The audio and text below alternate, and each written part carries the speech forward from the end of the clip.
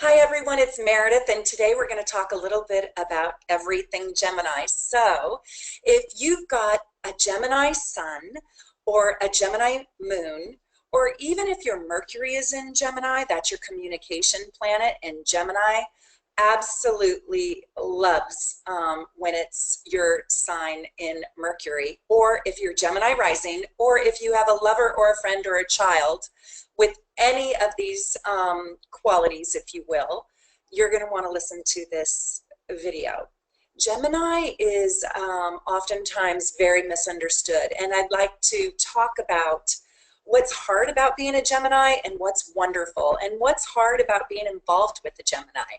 So let's start, because I've got a lot to say, and this is a talkative sign. So again, if you are a Gemini, or if you have any Gemini in you, perk up and listen, because you might learn something new about yourself, and hopefully this will get you inspired about the Geminis in your life. So if you're born between May 21st and June 20th, you're a Gemini.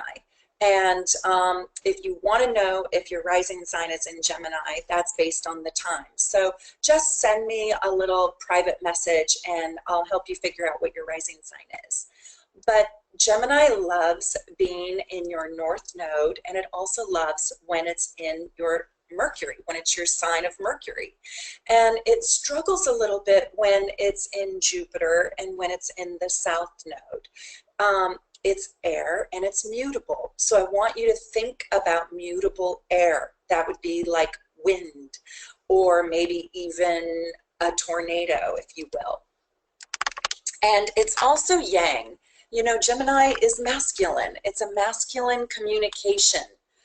It's a masculine sign that loves to communicate. It represents the hands, the arms, and the nervous system, and thinker. I would also call Gemini the analytical processor, and I would maybe even say the quick-witted communicator. And we'll get to examples of that, but Geminis have quick wit, probably really, really witty. I don't know if Bob Newhart was a Gemini, but that's a really good example of Gemini energy. So he must have Gemini somewhere. But you know, if I was to talk about it in the negative sense, I would say something like the incessant talker, or the indecisive, the person that just can't make up their mind, and the uncommitted juggler. They have a hard time making a commitment. Not all of them, but a lot of them. And a person who chronically plays devil's can drive other people crazy. Now, Gemini is here to have a journey of constant learning, and they're here to expand their intelligence, their own great students, and they're great teachers. And they like passing on new thoughts and new ideas, and they have really agile, ingenious, brilliant minds that can multitask really complex ideas, and they can process really quickly. You might think that your Gemini has ADD, but in actuality, probably just brilliant, and I'm not kidding. And they might even be smarter than the teacher. So they're very fast processors. They oftentimes interrupt because they're already to the end of the sentence that you're going to say, with you not even completing it. And they can be such fast processors that they come across as if they're impatient or not understanding or not with you. I also like to say that they have such an acute ability to listen, take in, and talk all at the same time. They are the great multitasker. So when you're in conversation with Gemini, it can kind of feel like this.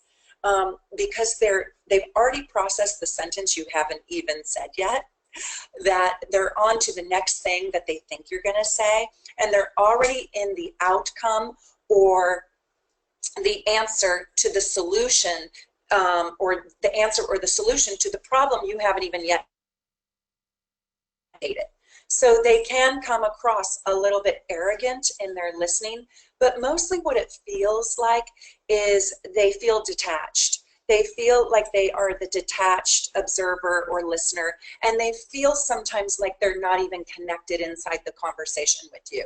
And that's because they're already on the solution to the problem or the statement that you're talking about. They've already organized all the data, all the details, all the research of whatever you're speaking of. So let's say you're doing wine tasting and you're just talking about a pairing of cheese that will go with this particular wine. They're already on the next bottle of wine and the fruit that will go along with the next bottle of wine, which you're not even aware of because you're in the present tense drinking this bottle of wine at the wine tasting.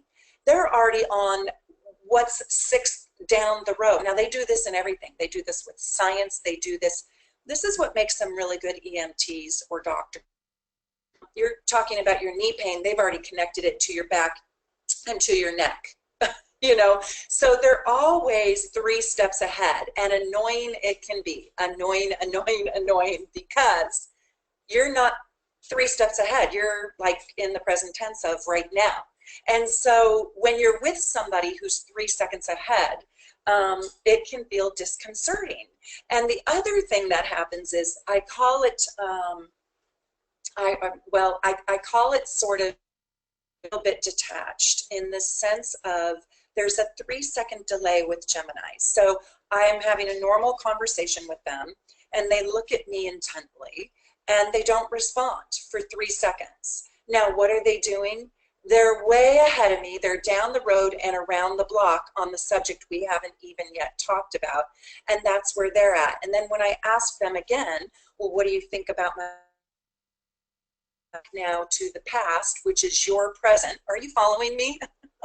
If you're a Gemini, you're probably following me. If you're not a Gemini, you're probably going, what?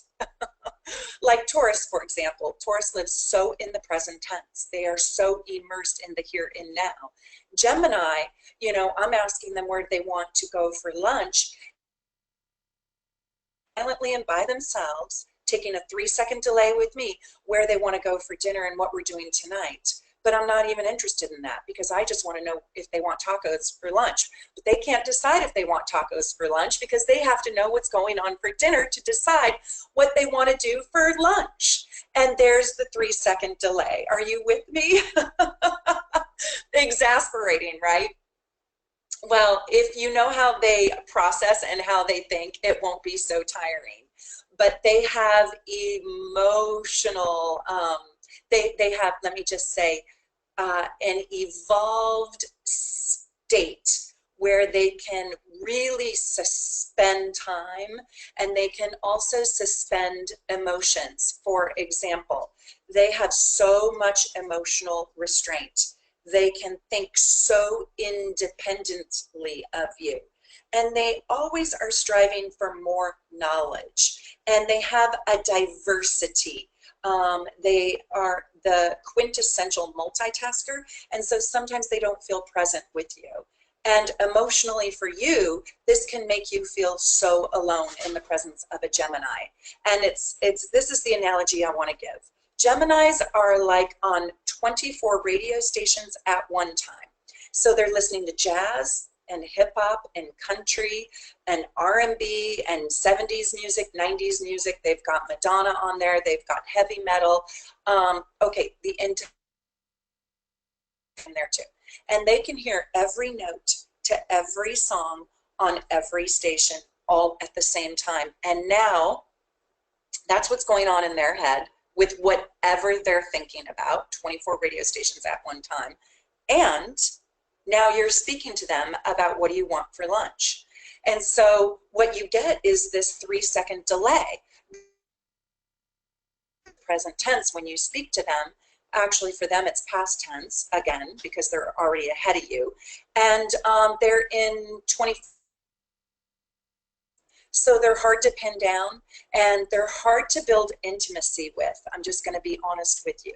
Unless they've got a lot of Taurus or Cancer, which they probably do in their chart, it is hard for them to sit still. It's hard for them to turn off all those cylinders. It's hard for them to just be in the space of this. As a matter of fact, they try to avoid that at all costs.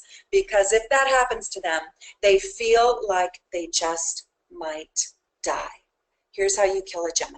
Are you ready? Are you ready to plot their death, if you will? How cruel am I? But it's really true. Cut off the source of knowledge for them. Cut off their ability to think, cut off their ability to learn, and cut off their ability to communicate. And watch a Gemini wither and die. They will feel, if they have no access to knowledge, that there is no point in living. And I'm not kidding. Some of the closest people in my life, my father and my sister, are Geminis. I know Gemini so intimately. Now, if you have a Gemini moon or you're Gemini rising, a Gemini moon is a little bit tough. I think it's a hard moon to have, but it's also an interesting moon to have, because that's your heart and that is your emotions. But Gemini really values having a really high IQ and being very organized in processing data and details and research. And the heart doesn't like to do that. The heart just likes to feel. So if you have a Gemini moon, you can really feel kind of cut off or not even know what it is you feel, because you search for your feelings through analysis. So it looks like this. It looks like maybe you are playing chess with your emotions and you are in the hunt, the appropriate mood, analyzing for how should I react, how should I be, and then I be that. And even Gemini Sun Signs do this. So I'm at a funeral. How am I supposed to feel? Oh, this is how I'm supposed to feel. Okay, I analyze for that feeling and then I become that feeling. But it does not operate where you're engulfed in feeling and you know exactly what that feeling is. It doesn't work that way for a Gemini. They search and hunt for emotion. And that's especially if they have a Gemini moon. Not as much if they have a Gemini sun sign. If they have a Gemini sun sign, they do that, but more at a soul level, like, how am I supposed to be? How should I learn this? What is the process that will be the smartest or the most organized? How can I organize this data for me to be successful? So strategic thinkers. And they like to both teach and learn. And they have this grand skill of communicating. I want you to think about my examples. I'm going to get to them in a minute. I want you to think about them as in their archetype of great communicator, because most Geminis are absolutely phenomenal communicators. Now, if they have a lot of Cancer in their chart, or if they have a lot of Taurus in their chart, they might struggle a little bit more with communicating. But if they are just pure raw Gemini, I guarantee you they will get paid to sing, write a book, use their voice, teach, think, do research, express from the throat chakra, the voice. So it can be brilliant writers, but it can be great researchers, scientists. They organize data and just absolutely versatile communicators. They're here to learn and be adaptive to all possibilities in life. And they enjoy versatility. Remember, they're mutable. So they love variety, variety, variety, variety. Another way to kill off a Gemini is give them no options. If a Gemini feels like they have zero options, because remember, they always like to strategize. And they like to research. So they like pros and cons, pros and cons, pros and cons. And they're masterful mental processors. They're always analyzing for the very best solution, organizing the data and the detail. And they like to create things, systems and structures that are more effective and efficient. And they're here to develop, they're usually brilliant writers, speakers, thinkers, and perceptors. They are so highly perceptive. Their pitfall is to be uncommittal, non-committal, I should say. They're usually very rushed. Remember, they're on 24 radio stations and they are constantly ahead. They're up the street, around the corner, and down that next street and down the back alleyway. So they're in a rush. They're constantly in a rush to get to the solution. They are in constant perpetual mental motion, never sitting still. Scattered and duplicitous. They can talk out of both sides of their mouth. Now, they don't even know sometimes that they're doing that. They can be both in the yes and the no. They can be in a series of contradiction all the time. Yes, I want to be in a relationship with you. No, I'd rather be single. And they feel that in the same minute. They can feel like eating Chinese food and Italian food tonight. They can feel like it's too hot and it's too cold. They can feel contradictory things constantly all the time. They are the twins. They have a duplicate. They want contradictory things in life. I want to live in the suburbs and I also want to have a condo. Well, you get the idea. So they're restless because of this, and they can also become extraordinarily thoughtless because they have a sense of detachment. And so because they can be emotionally detached, sometimes they're unaware of how this is going to affect somebody else emotionally. And they also desire experiencing, this is a downfall, too many things. And so therefore they never end up doing one thing really, really well. Now that's not really true, but they use a lesson or two revolving around that, being the jack of all trades and master of none. Now there are plenty of Geminis that have mastered a trade or a craft or a technique, but oftentimes is like a mosaic. So if you think of all the tiles that make up a mosaic, you know, you get these tiny tiles that when you step back, you see the whole picture. But Gemini is like getting one tile a year and making a picture out of it, rather than a Taurus who is, or a Scorpio that's so loyal that like served in the 25 years doing the same thing and was quite content at it. Gemini would struggle with that. If Gemini hasn't changed out its partner or its house or its job, or if its job, partner, or home doesn't have a lot of variety in it, they'll get very, very bored. They need a life that is busy and filled with learning and excitement and versatility and diversity and that keeps them hopping on their toes constantly. Gemini is like popcorn. Now, I also will tell you that while their guiding principle is I think, I perceive, at their very worst, they can be really superficial and they can be a bit of a trickster. They can be non-committal, not wanting to settle down. And once they settle down, they feel hemmed in, reined in. They feel like their wings have been clipped. And if they're or interesting, they get quite bored and they will want to fill up their lives with activities and children, and they're very childlike and playful and learning and knowledge, so they can survive their one-dimensional relationship. And so they're like an octopus. They've got their tentacle in 8 things at all time. It's hard to keep up with the Gemini. I love Geminis, and I think that they really fill my world up with fascination.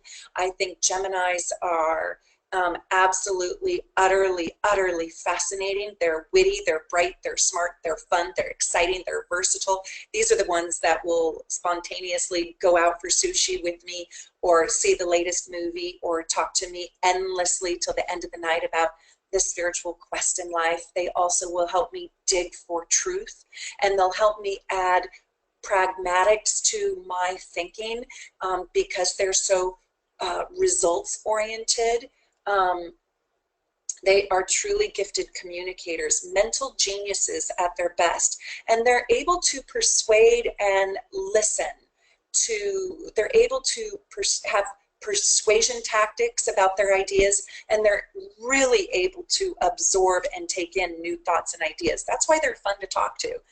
They're not stubborn and fixed in their ideas. You can persuade a Gemini. You just have to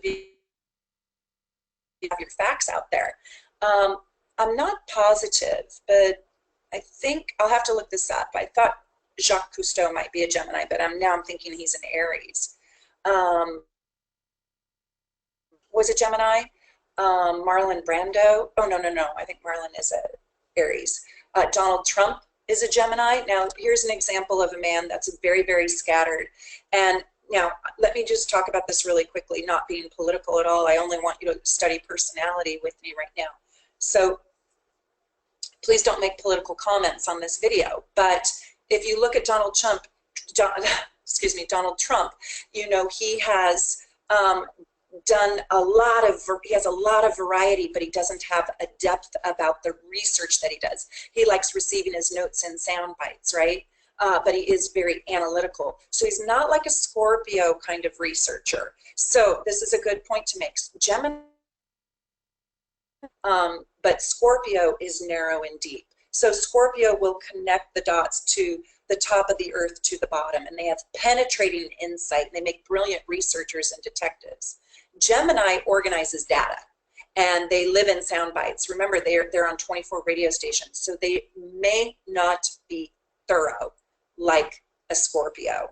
Are more like 1 through 20, and they're so quick and so fast. They are Speedy Gonzales that they don't have time to do the depth, okay? I wanted to point that out. That's how they're different in their research talent than Scorpio. Scorpio is all about the depth. Paul McCartney is a Gemini. Look at his voice. I think he is the wealthiest musician and wealthiest singer-songwriter musician in the world. So look at how financial abundance can come from the throat chakra with a Gemini. Michael J. Fox, talk about witty, off the cuff, funny. He is non-scripted. He is so funny and brilliant, right? Like brilliant wit. Johnny Depp, so versatile, always changing, so spontaneous. You kind of feel like you could call that man up and go, hey, come down here to my house. You feel like he's not fixed, and he is so versatile in the roles that he plays. Angelina Jolie, look at that. A very smart woman, if you will, but she, you know, Geminis crave chaos, and that's another way of saying they're in perpetual motion and constantly busy. And I think that she is addicted to chaos, hence 6 children, hence 3 marriages, maybe 4, can't remember, you know, in constant motion. A pilot's license, a UN ambassador, directing a movie, starring in a movie, producing a movie, raising 6 kids, living in New Orleans, then she's living in LA, now she has a place in Paris. You know, it's just nonstop perpetual motion. So if you marry a Gemini, get ready to stay constantly busy. Otherwise, they get bored with you. Morgan Freeman, there's that throat chakra, right? God, one of the most profound voices of all times. There's so many more, and I don't have time to go into them. But if you are with a Gemini, I just want you to know that the way that you can truly meet your Gemini is allow them space to process. So when you're communicating with them, allow them the time that it takes for them to analyze and process. So they do 3 seconds of silence before they speak to you, and they like that. They are news junkies. They are knowledge whores. They love books, audio books, regular books, it doesn't matter. If you want to seduce a Gemini, it is through the mind. They like ideas. Say things to them, speak to them, give them words of affirmation, tell them new ideas, share with them the excitement of your fascinating day. Be fascinating, be interesting, and by all means be knowledgeable about something. Here is your goal for your Gemini. Learn something and teach them something that they don't already know. I dare you. It will be hard to find something, but if you can find something to teach them that they don't already know, these people will truly fall in love with you. So I hope you enjoyed my little snippet of Gemini. I love my Geminis in my life, and I have learned so much from them. So I'll say goodbye for now, and next month, look forward to talking to you about Cancer.